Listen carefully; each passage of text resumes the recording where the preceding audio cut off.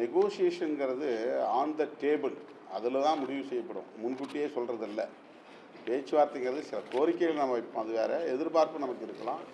ஆனால் கூட்டணி கட்சிகள் தலைமை தாங்குகிற கட்சியோடு பேச்சுவார்த்தை நடத்துவது என்பது அந்த நேரத்தில் உள்ள அரசியல் சூழலை அடிப்படையாக கொண்டு தான் நிகழும். 6 மாதங்களுக்கு முன்பே சொல்ல முடியாது. அந்த மாதிரி ஒரு நிபந்தனை அரசியலை நாம் இங்கே கூட்டணிக்குள்ளாக செய்ய முடியாது.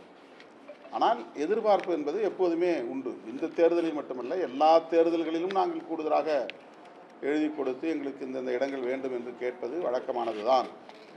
எங்கள் கட்சி நலன் என்று மட்டும் நாங்கள் பார்ப்பதில்லை. நாங்கள் இடம்பெறுகிற கூட்டணியின் நலன் முதன்மையானது. நாங்களும் சேர்ந்து உருவாக்கிய கூட்டணி தான் மதசார்பற்ற முற்போக்கு கூட்டணி. தனித்தனியே திமுக கட்சியோடு, அந்த கழகத்தோடு தனித்தனியே நாங்கள்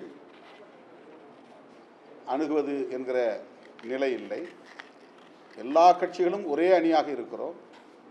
ஒரே இயக்கமாக மதசார்பற்ற முற்போக்கு கூட்டணியாக இயங்குகிறோம். இந்த கூட்டணியின் நலன்களில் திமுகவுக்கு எவ்வளவு பொறுப்பு இருக்கிறதோ அந்த பொறுப்பு ஒவ்வொரு கட்சிக்கும் உண்டு, இந்த ரெஸ்பான்சிபிலிட்டி.